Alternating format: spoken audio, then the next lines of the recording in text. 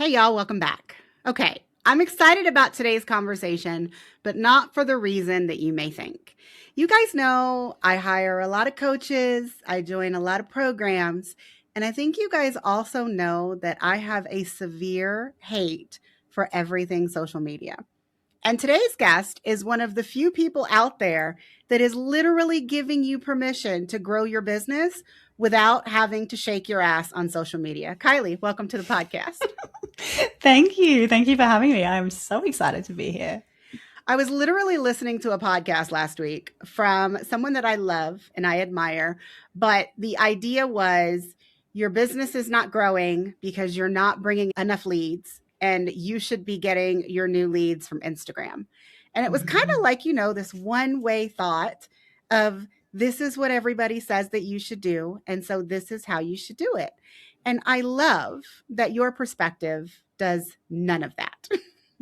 Oh my goodness. Yes. And I mean, look, if you love social, if you love Instagram, like you said in the intro, if you love shaking your ass on Instagram, if you love it, do it. Absolutely. I'm here for it. But I think it's just really important to know that there are other options. Like if you don't want to be on social, like there are so many other options. So yeah, I'm excited for this conversation. And you're probably new to my audience. And I want to say, I recently just discovered that Kylie started her business as a photographer. So, first, Kylie, tell me, when you were doing weddings, how Mhm. were you marketing your business? Yeah. So, oh gosh, that feels like another lifetime ago. That was like pre-pandemic, totally different version of Kylie. But back then, it was all word of mouth. It was all referrals. It was all feast and famine. You know, I'd be introduced to a friend group that were all getting married at the same time. I would be like as rich as anything, eating out, and then the friend group dried up. And I'd be like, holy shit, where am I going to get my next job from? So it was very much feast and famine. I will say, like, I had a social presence then. Like, I was on Instagram then, so it was very visual, right? Like, I had a beautiful curated feed, but looking back, I didn't actually get work from it. So, yeah. Yeah. Now, that is something that we will definitely dive in today is the fact that yes, you can be on Instagram and you can be doing all the things. And if you love Instagram, and it's actually bringing you leads, then maybe that is where you should be spending, some of your marketing energy. But there are way too many people out there that I know that are spending a lot of their marketing energy on Instagram and they can't actually attribute paying clients to that energy. So, I mean, you and I are in the same boat. I personally don't care where you choose to market your business as long as it's where actually as long as it's the marketing channel that's actually bringing you the lead. So you and I agree on that 100%. Did you have an email list back then? I'm just curious. No, I tried to start one towards the end of the journey. So I think I would have had a couple hundred people out of an old Flowdesk account back then. We've talked about email service providers a little bit in the past, but yeah, so I tried to start one towards the end, but then again, the pandemic happened and shit went sideways and I pivoted and changed everything. So yeah, no, it was mainly word of mouth referrals for the longest time.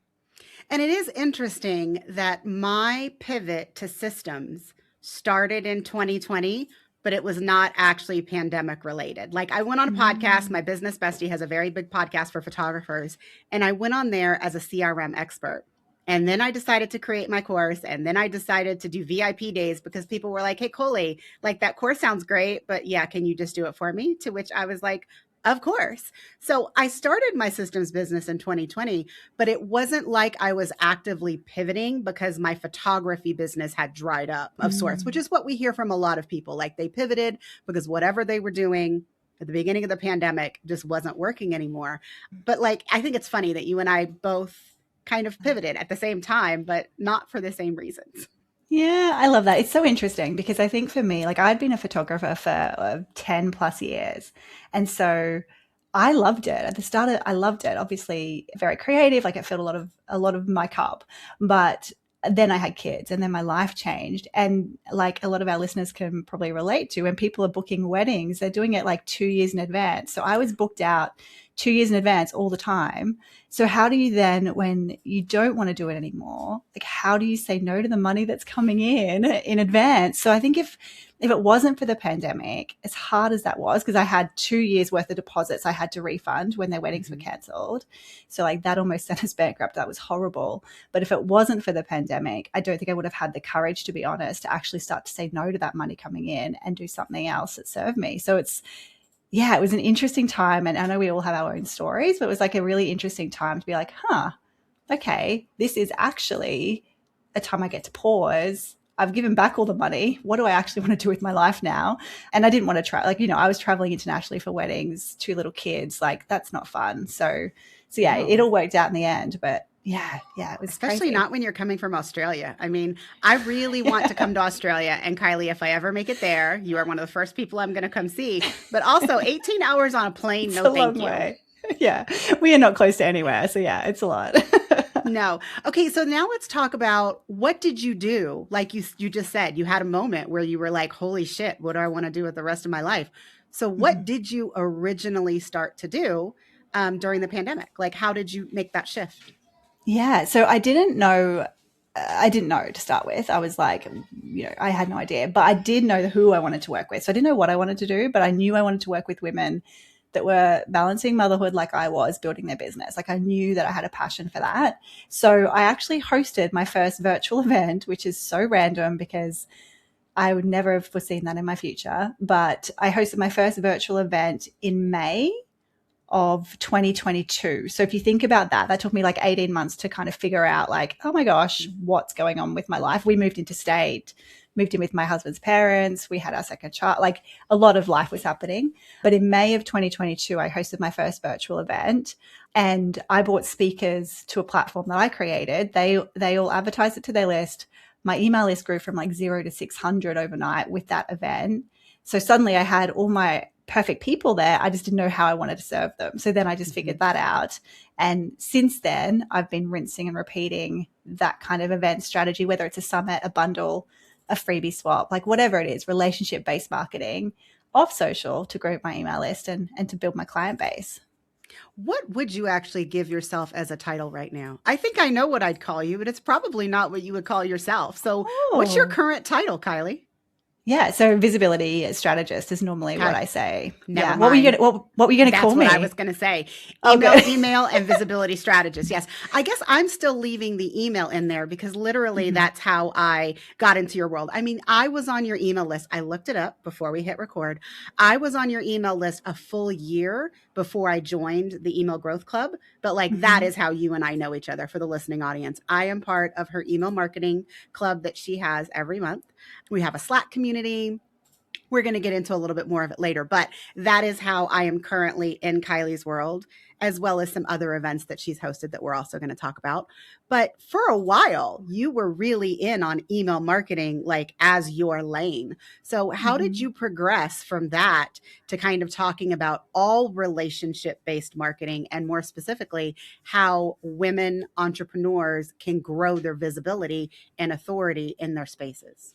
Oh, I love this question. I think, email is always going to stay dear to my heart because that's where I love to hang out. That's where I make sales. That's how I make money is through my email list. Like I'm very passionate about email marketing and doing it in a way that feels good for us. But what became really clear as I started to grow my membership and bring more clients on to help them with their business growth was that it's not enough, right? It's not enough just to say, hey, create a lead magnet and then grow your email. Like it's not that simple. So I really loved being like, okay, what feels good for you? Like I have this framework, this scaling without social framework. What feels good for you in here with all of these options, with all of the relationship based strategies we have to play with and choose from? What feels good for you? Pick one. Okay, so how can we make that yours? How can we make that your lane? How can we use that to grow your email list? And then once we had their email list growing in a way that feels good for them, all right, so now what emails are we sending? Then we can get into the email marketing stuff, but it's just such a bigger picture than just thinking about, oh, growing the email list, like it's just such a bigger conversation. And I love that about you because you just mentioned your framework. But what I love about it is that social media is on there for those Mhm. people who have the energy to do social media as like their big platform, or if you just want it to be a small portion of your platform. I love the variety that you teach in your framework. And I was recently at your Empire Expansion event, which is something that Kylie uses to reach her ideal audience, which is something that a lot of people are not currently doing. So we're going to talk about that. But the one thing that I loved when you presented it was I was like, oh, this feels so validating to me that all of the things that I enjoy doing that I can actually show you have brought me paid clients over the years that I've done them were all on your framework. So for me, Mhm. I get a lot of inquiries and actually paid clients from guest teaching, from guest podcasting on other people's podcasts. I get a lot of people who come to my podcast and start paying me money. And so the fact that I'm out there trying to say over and over again, like, this is what I can prove to you brings me money. I don't get money from spending hours each week on Instagram. I don't feel like that is a good way for me to spend my marketing time. If I'm going to say I'm going to spend, I don't know, 3 to 4 hours a week on marketing, which for a lot of people is a lot. I mean, I don't mind the marketing, but I do mind it if I'm out there and I'm doing all of these things and I don't have the data to show that it's the most productive way to spend my time. Because if I'm marketing and it's not bringing me clients, I should just spend that time with the clients that I currently have because I can always get them to pay me more money. I mean, that's my Mm. philosophy. Oh my God, absolutely. And I love that about you. And we're very similar in that way that we're very data driven, right? And I think for anyone listening, like ask yourself that question, like, is what I'm currently doing, is there an ROI? Like, is it paying me money? Is it actually paying off? And yes, not all things are, you're going to see that straight away. Sure. Like if you start a strategy, let's say you start Pinterest randomly, but that might be 6 months until you start to see results. So make sure you take that into consideration. But absolutely, if you are putting all your eggs into one lane, to one bucket, to one basket, is it actually worth it? And I will say about Instagram, if you're spending a lot of time on there, you're going to see people telling you that Instagram is the only choice. And we know it's not the only choice. So look at the data, look at the analytics. Don't buy the Instagram course. Actually look at the data first and then make a decision about whether it's the best place to spend your time. Because like you said, Collie, like there's so many options. Like if we think about, let me run you through the framework really quickly, but if we think about it, the way that I present it, it's like a capital V. Imagine a capital V. On one side is the relationship-based strategies. On one side is the search and SEO strategies. So like they both are included here. Relationships, yeah, summits, bundles, freebie swaps, guest teaching, podcast guesting, anything where you are building relationships. The other side, it's still the search and SEO. It's still the long form content, your podcasts, your blog posts. Social media is still there, YouTube, Pinterest, PR. Like there's so much there. The best part is we don't have to do it all. We get to pick what feels good for us, where our ideal clients are actually listening to us or hanging out, and we have to go all in on that. And we can just like put our blinkers on and not go anywhere else, right? Like, oh, it's just freeing. And I think a big part of it is experimentation. I mean, don't Mm. find someone who tells you this is the only way to do it and you go all in and you just stick with it because you don't want to change, or they've told you if Mm. you just try a little harder that avenue is going to work for you. I mean, I think that's my favorite part of being a business owner is that I get to make the decisions, and if I want to try something Mm. for a month or two or three, I really go all in. I think everybody knows that about me. But if I don't see the results, and I'm not even someone that's like, oh, let me give it 3 weeks. I mean, I give it a good amount of time. I think Pinterest is an excellent example of this.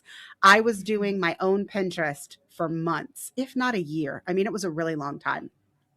And finally, I asked my blog writer, who also offers Pinterest marketing, hey, Kara, like, I need you to take this over for 3 months because I need to see if it's Pinterest or if it's me. Like, you're the Mm. expert.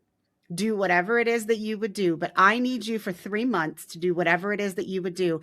And I want to see if Pinterest is actually like a platform that I can gain some traction on. And spoiler alert, I'm currently not posting on Pinterest anymore because I realized Mm. it was not me. The Mm. search volume for what I do is just not there.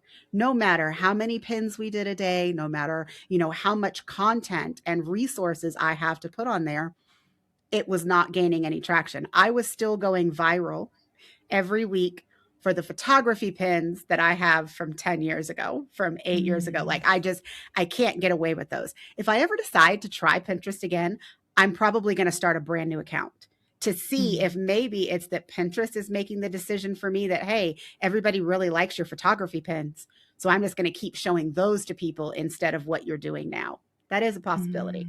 But I mean, I went all in and it didn't work for me. And so I've kind of closed that book and doubled down on the things that do work for me. Oh, I love that. And isn't that just a prime example of what we need to do in business? Like, that's just like the perfect example, Collie, of like, give it a crack, go all in, give it time, look at the results, make a decision, try something else, or continue. Like, yeah. And stop trying to, like, I think it's a real, and I mean, I've done this as well. When I was starting out my business, I have an education folder, part of my emails full of shit that like, I really need to probably go back and, you know, like I never even looked at. So we all sign up for things. But I think at the moment, like everyone needs to realize there's no secret, there's no quick fix, there's no overnight success. Like, let's just go inward. We've got the answers. We know what feels good for us. We know what we want to try. Just go and try it. Stop buying the $47 courses and just give it a go and look at the data and then make a decision. Like that is like the process. That's it. I feel like I need to pitch your podcast now. Guys, listening to Kylie is like very motivational. Sometimes when I'm in the car, I will put on one of her podcast episodes that I've already heard just because I feel like I need a little Kylie in my life for that day. And I really do feel like in 2026, that is what I am going in on. I am going to make the decisions based on what I know has worked for me. And I want to kind of block out all of that advice, all of that telling me that I just didn't do this long enough, that I just didn't warm up my audience enough, all of that, because I know where I get clients. And I know that once a client comes into my, circle, I mean, people never leave. Like they find new ways or new reasons to work with me. And so one of the other things that I'm really focused on for 2026 is the people that are already like on the client list, not just on the leads list, but on the client list. How can I serve them better? Is there anything that I am able to offer them that either I haven't in the past or it's an offer that I haven't really advertised? Because I mean, I feel like I have lots of those. I feel like I serve particular clients, on my roster in a way that I've never actually announced to the rest of my roster. And hey, if I just put it in an email and said, would you be interested in working with me in this way? I bet you I could get existing clients to say, yes, Coley, and why are you just now telling me about this? So that's my 2026 plan. I love that. And I think it's so smart, Collie, because that's the thing. Often we don't think about that, right? We don't think about how can we actually get like a higher customer lifetime value? How can we actually get more money from the clients that already love and trust us, that have already seen wins, that have already experienced what it is we do? Like, how can we just serve them better and get more money from them instead of looking for the new leads, the new clients all the time? And I think that's I don't know, that's something that we all fall into. We think it always needs to be the new or the better, or I think it's funny. I used to always, so for anyone listening, it's into human design. I'm a manifesting generator. I love creating new offers. Like I get so excited. I was a bit crazy. Like when I first started, when I first pivoted, I would just create a new offer like all the time. And I'd be so excited. I'd be like throwing it out there like, oh my God, like, look at this. And then nothing would happen because I was like throwing new offers all the time in people's faces. Don't do that. But I do think it's really important to know that there's a part, like once you have your signature offer, the thing that you're known for, then let's look at like, how can we actually then serve those clients that are already experiencing wins, that are doing things in a different way that they might not even know about yet, and expand that. It doesn't always have to be like the new all the time. So I love that you're focusing on that. I'm laughing because I actually didn't know that about you. I'm a manifester. And I will throw together, not only do I throw together the offer, I will have a full legitimate sales page. Like this summer, on a whim, I decided to make something called Workflow FastPass.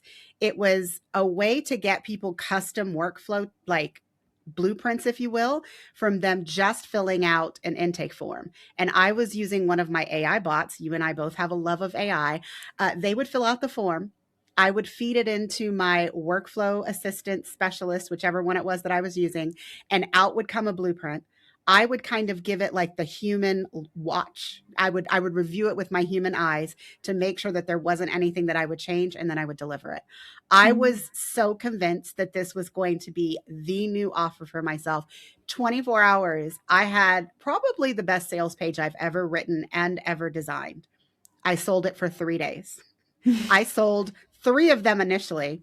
All three people who bought it was Honeybook. And then I was like, oh, this was a mistake.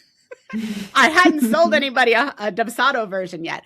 Now, eventually, I took this offer, and it is the first thing that we do inside of Systems in Session. So, I mean, it wasn't a total waste, but I thought it was going to be this new, like, first offer for people coming into my world. And I realized very quickly, no, they think they're ready for workflows, but there's all this other work that we have to do.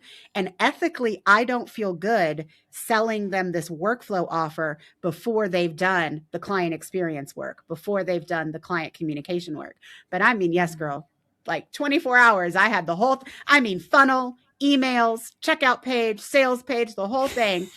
And I put it on sale on a Monday, and Wednesday afternoon, I was like, oh, this was a mistake, and immediately put it back on a wait list. I mean, I love it. We're so similar. So I don't know, we've talked about this before, but Black Friday last year, I was like, oh, I'm going to do an offer a day. The same kind of energy. I did right? it. Like, oh my God, how fun. I pulled it. I got to like the third day and I was like, this is hell. Like, I am not enjoying this at all. I sent an email out to my list going like, guys, I made a mistake. Here's all the offers. Just go and have a look. If you want something, grab it. Like, I'm out. I'm not doing this anymore.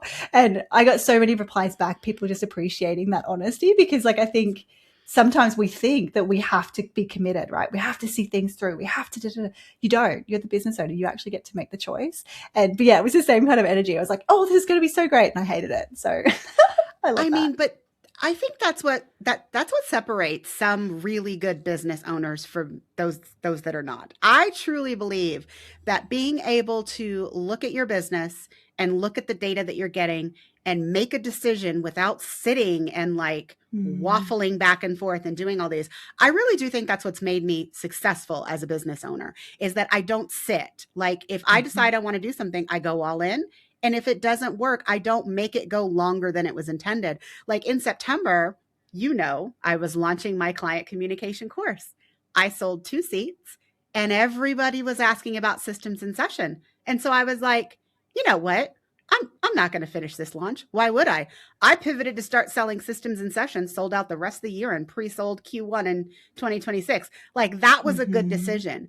But part of me did feel like just a tiny bit, it wasn't enough to dissuade me though, but just a tiny bit, I was like, maybe I should finish the launch, because maybe finishing the launch is when I'll actually like sell more seats in this course and do those kinds of things. But I was like, you know what? I just don't have the energy for it. And if everybody's asking me for this other thing and it's what I legitimately want to sell and want to, it's how I want to serve people, I should just go for it and see what happens, which I did. Absolutely. And I do think, Kylie, I do think a lot of that, like any of those doubtful thoughts about like, oh, maybe I should just finish it. I feel like that's like old programming, right? Like I'm the same. Like this is hilarious, but I tried to go to university 4 times to be a teacher. I stopped and started 4 times after I finished high school over here because I wanted to finish something. I kind of always grown up with this like, oh, you don't finish anything. I changed jobs. Like I changed my underwear because I got bored. Like I was like not a finisher. And like my parents had always said that. And I think that kind of ingrained in me that, oh, you have to finish it. You have to finish it.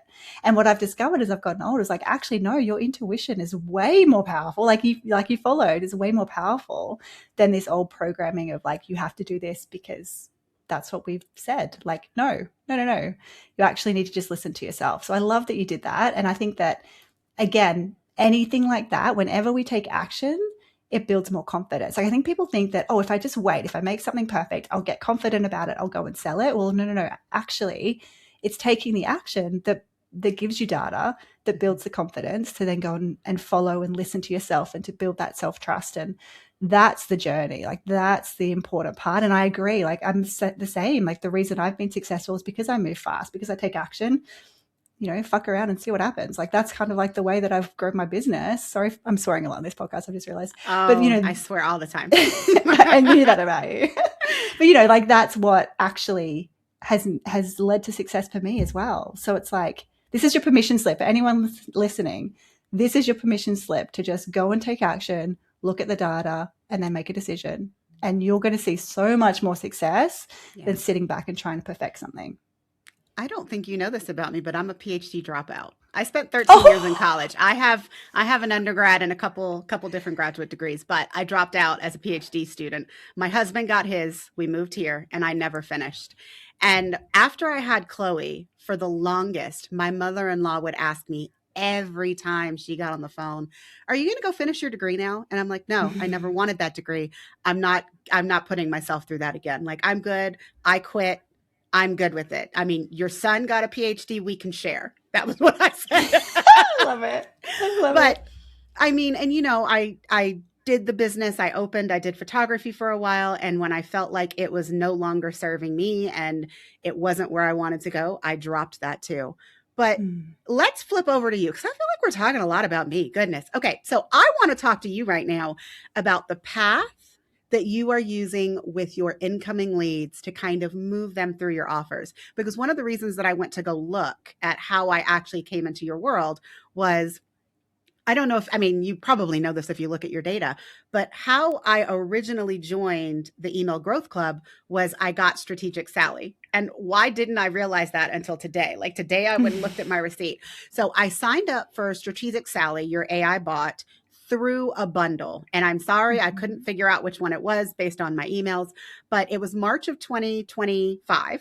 I signed up for Strategic Sally and I took your offer bump to join the Email Growth Club for $27. And so I've been in that ever since. And, you and I have had conversations about me joining your original mastermind and now your second mastermind. And now I know that you do one-to-one work, which I am planning to do in 2026.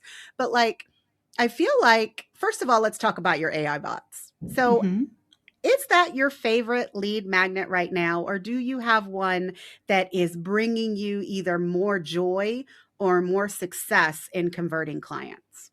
Oh, I love this. So Strategic Planner Sally is definitely my favorite lead magnet. So it goes into all my collaborations. It's something that I used to have just in the membership, but as I've sort of built out more AI bots in the membership, I pulled Sally out to use as a lead magnet. So I can say she's valued at $77 because that's how much the membership is every month.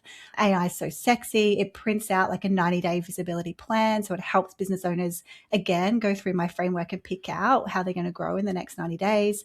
Great. She works really well. The bump offer does work a little bit. I am finding, full transparency, that there's a resistance to memberships now, which I think everybody was so done with memberships 12 months ago. The reoccurring money doesn't feel that great for people anymore. So I do think there's a little bit more of an objection to that bump offer because it's a membership. However, I will say people grab Sally, they join my list. I then occasionally I do a business breakthrough push. So what this is, and I know you just grabbed one a few days ago. Yeah, I love it. But a business breakthrough is asynchronous audit where I get anyone that purchases it to fill out a form. I then record a Loom audit back. That has converted so beautifully into either one-on-one clients or into my mastermind. Now, the crazy thing is it's $44. So it's insane. So cheap. Like even my old business coach was like, no, you need to increase the price. I was like, no, I kind of like it. It's working. And it feels really good. It feels really generous to charge just $44. So from there, it's converted into one-on-one clients and into mastermind clients. So I think people that grabbed the bot love it, but they need a little step, right? Before they trust me fully, they need a little bit of me. They need to hear my voice. Even if it's a video, they just need to hear my expertise, my voice, before they're willing to invest more. So that has worked absolutely beautifully. Yeah. So how long have you been doing the breakthrough audits? Maybe 6 months. I think it was about, okay. Yeah. So you don't have any long-term data on it. I would be interested because you say that it's converting well right now, right? And I think that it's funny. I was on a different call this week and someone was saying that they wanted to do kind of like an audit like this. And I was like, yeah, I mean, just for an example, like I was planning on paying somebody for an audit. I said I was inside their email funnel. I got an email that said, hey, thank you for staying on my list for 30 days. If you would like to send me something, I will send you back an asynchronous audit. And I was like, okay, I was going to go pay for one of your sales page audits, but okay, here's my sales page.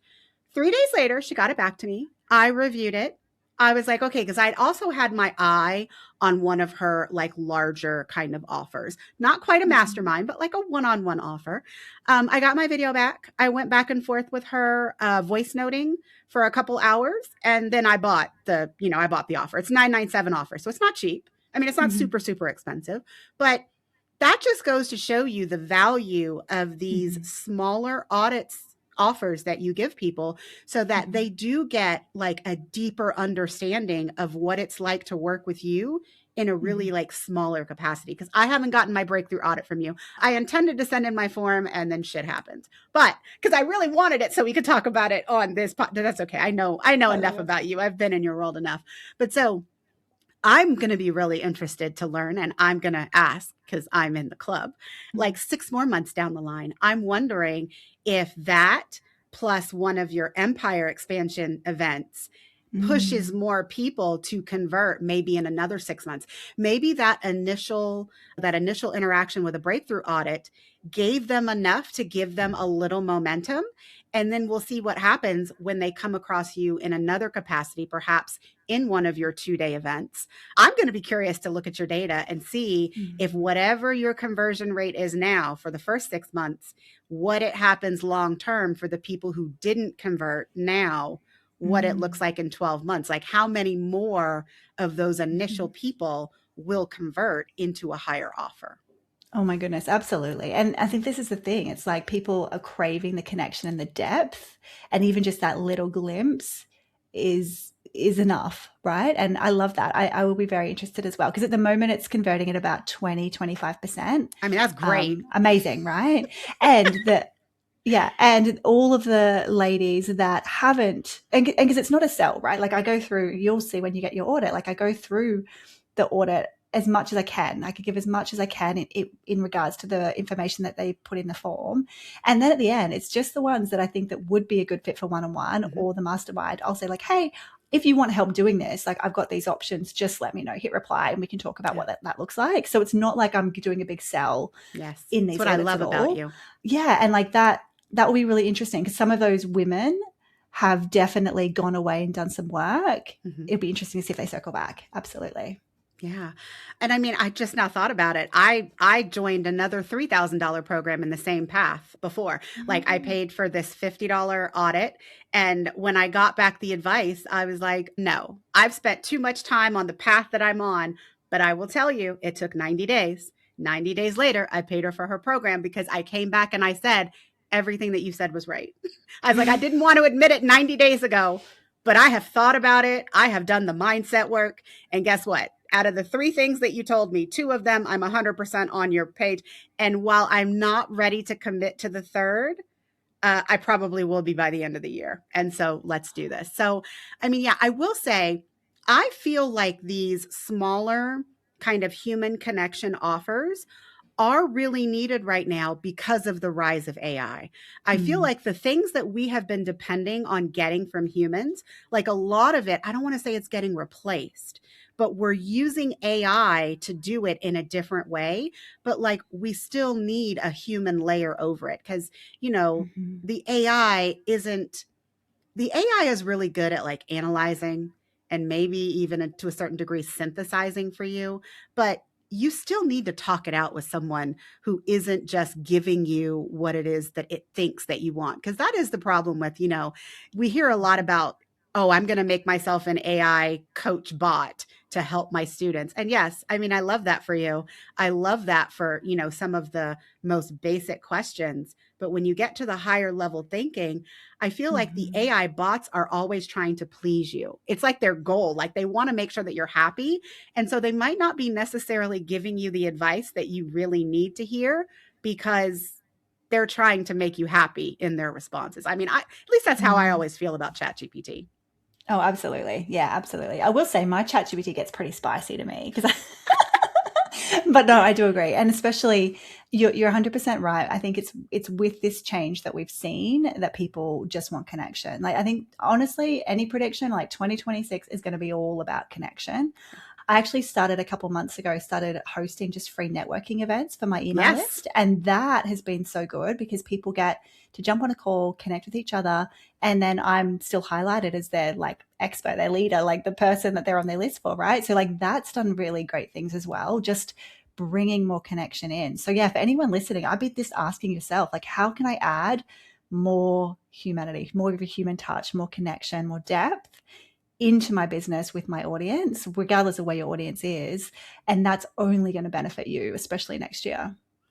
Okay, and Kylie didn't know that I needed her to tee this up, but if you are in my listening audience, starting this month, I am starting my own networking event, which I told Kylie. But now that I've thought about it, when this episode airs on January 1st, Happy New Year, everyone, this is the perfect time to announce it. So if you go to coleyjames.com/connection, that is where you are going to be able to see the information for the networking events that I'm going to start hosting this month.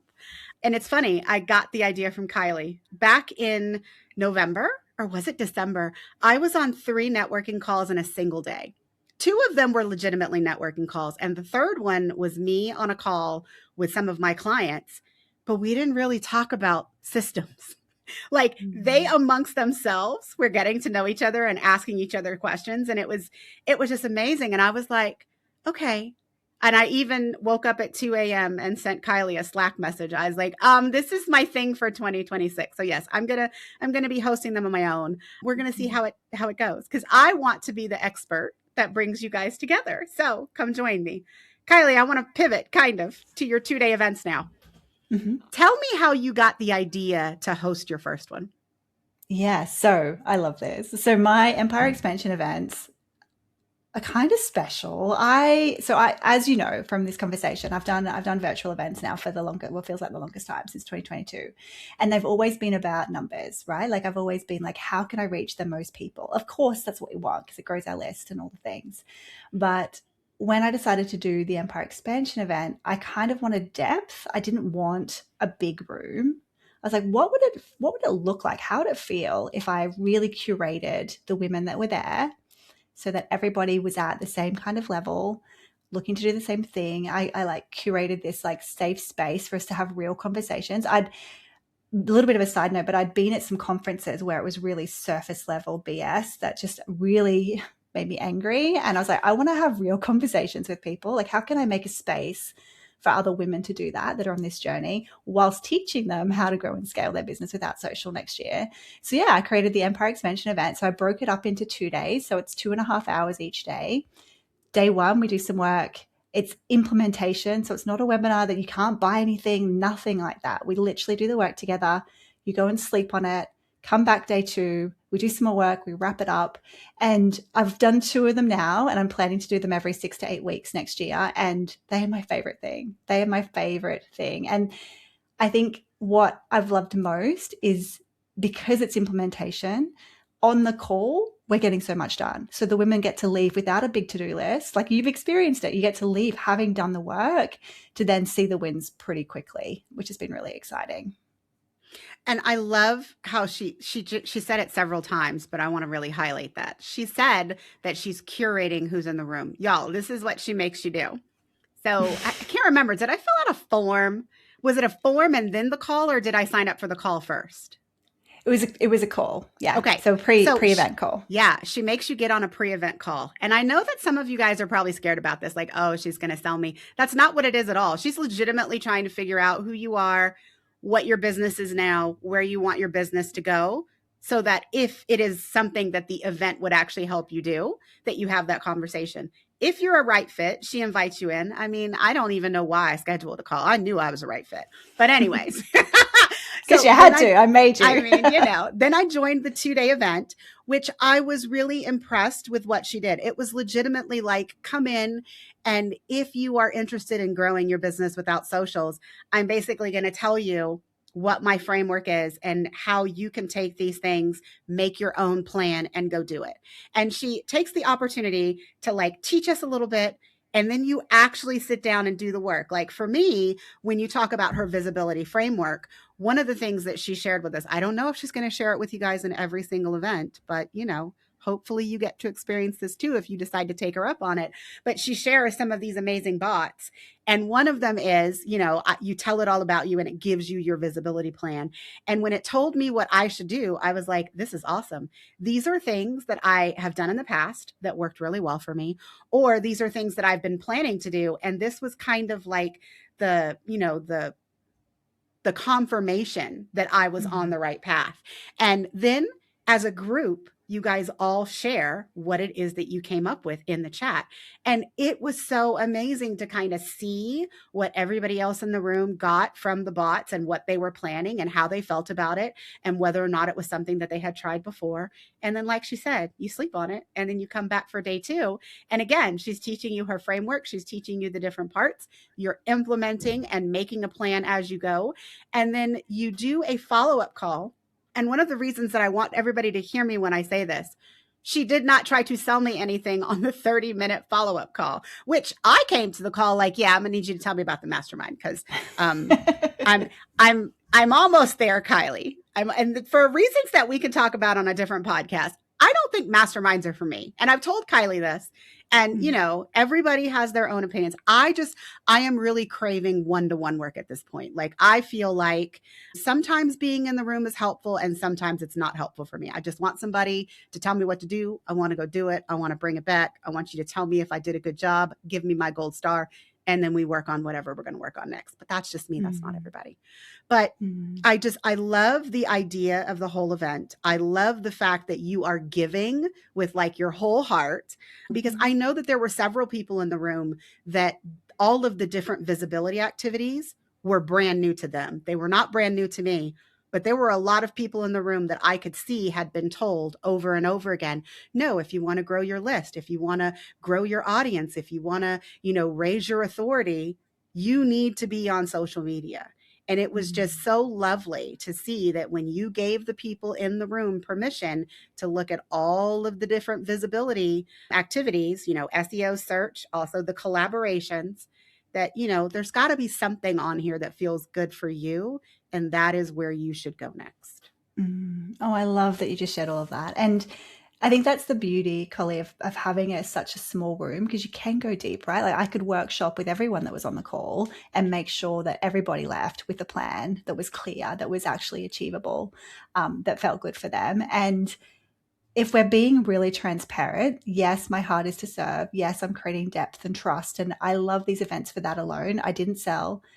They were really profitable for me. Like the first event, I still converted over $30,000 in enrollments for the mastermind, because women would come to the call, the feedback call, the celebration call at the end, the 30-minute call, and they were asking the questions if they were ready, right? So I was going to get feedback and to hear their wins. They were asking the questions for support. So it gets to be both, right? Like, we don't have to do something. Both can be true. Two things can be true. Right? That's like the new favorite thing to say. Oh, I love it. I love it. But it can be. You can actually show up, serve. You don't have to sell. And yet, if you serve people well, if you treat them well, if they actually need what you're offering, then they will ask to work with you. Like, it doesn't have to be hard, which I think a lot of the programming around, like, and I'm not, I don't want to say bad things about the funnels and the old ways of doing things, but there's a reason why they don't work as well now. And people want that connection. People are burned out on them. Yes. And we're smart. We know when we're in a funnel and we're being sold to, and we know if it's bullshit or if it's true. Like, we have like a bit of a meter for that these days. So if you can show up and you can actually help and serve people and make them feel seen, make them feel valued, actually help them, it's only going to do good things for your business as well. Yeah. I mean, and I have a case study interview that I did, which I'm going to have to share that with you because it's all about email like you mean it. And we've been talking a lot about that. But one of the things that I got from her was, when she mapped out her client experience and she improved it, she was still getting on like discovery calls with people who were not a good fit for her services. They weren't red flags. It's just, what she was offering was not what they needed, or, just whatever it was. But when it came down to it, she has been getting referrals from those people that were on a discovery call with her that were very impressed with her, and they didn't work together, but she ended up getting like referral clients from them because they were so impressed with, how she presented herself and her systems and her client experience, even though they weren't actual clients. And so that's what else I think of when I think of your events is that, you know, sometimes there are going to be people in the room that are not a good fit for you and how you coach and your offers. But if you serve them and you give them a really good experience in the room, they're going to take that with them. And if they come across a business bestie who is all about growing their business off of social media, that they have now experienced what you have to offer, and they're like, hey, like this wasn't right for me, but I think it's perfect for you. I also think that after you get past, because you've only done two, like you haven't really had the opportunity to have this kind of recycle yet, but I do feel like you are going to get people who are referring their friends to you being at the event, even if they themselves did not choose to work with you at that time. Oh, absolutely. Yeah. And that is starting to happen. Like I have the next one in January and the 12th and the 13th. So yes, guys, And there's a link in the show notes. And this episode is specifically going live in time for you to schedule a call with Kylie if you would like to talk about it. So the link is in the show notes. thank you. Thank you. But yeah, so, you know, already seats are being filled. And again, it's quite a curated room, but already I've got calls next week for those seats. So it does, again, back to what we've talked about already, it does take time, right? We need to give it everything. And yes, I did see ROI straight away, but I believe too, like offers, they're like children. They grow up, they get a life of their own sometimes. And I think that that's just a really exciting thing to see. No, and I also feel like the more that you do these, because I was not skeptical of you because I know you. But if I didn't know you and you were like, yeah, come join me at this 2-day event where I'm, you know, it's not going to be a hard sell. Like, I mean, I know you've no one been to does these that, events. right? Exactly. Yeah. No one does this. And I know that you've been to those events where you go in and it's like 5 minutes of kind of telling you what you thought you were there for. And then the rest of the time they're selling you. And a lot of the times it leaves me with an icky feeling. But I also want to tell them, if you had just taken 20 minutes to answer the question that I came here for, I probably would have worked with you. But the fact that like you didn't actually answer the question that you said you were going to answer, and it was basically just like, you know, a full hour of selling. I mean, people are really put off by that now. And again, it's not that webinars don't work, but I feel like we're moving into like a sphere where you really do need to teach somebody something in a webinar. You can't just, you know, say what you're going to teach them, tell them how you can help them do it, and then expect them to buy whatever it is without actually giving them something that proves that you can deliver on what you say. Yeah, and especially like we said with AI, like information now is everywhere. People can go to ChatGPT and get any kind of information out of it. So I think it's even deeper than that as well. It's like how can we get them to do the work and experience what it's like to get something from what you're teaching? Because then that's like, oh, okay, this will work for me. This isn't magic dust, right? Like oh, actually, I can implement this tomorrow. Like that is where we're headed, I think. Yeah. So I kind of want to give a recap because I feel like we went off in a lot of different areas. And so I want to bring it back to, I invited Kylie on here because I love the way that she talks about growing your business without social media. And so, you know, she has this visibility framework. Again, this is what she teaches in the 2-day event. I highly recommend it. Like I sat there, I had a plan, I left. And I mean, I'm not going to sit here and tell you guys all the things that I've done thus far, but like, I think I had a checklist of 4 things and 3 of them are done. And I have, you know, sent Kylie notes so that she knows that I was doing what I was supposed to do every step of the way. But you know, you need to pick a path that feels good for you, not the one that someone told you to do. And she teaches that there are many ways to get your visibility and build your authority that have nothing to do with social media. But it is a game, it is an experiment. If you pick 1 or 2 paths and they don't work out, figure out why they didn't work and then try something else or tweak it and try again, either one.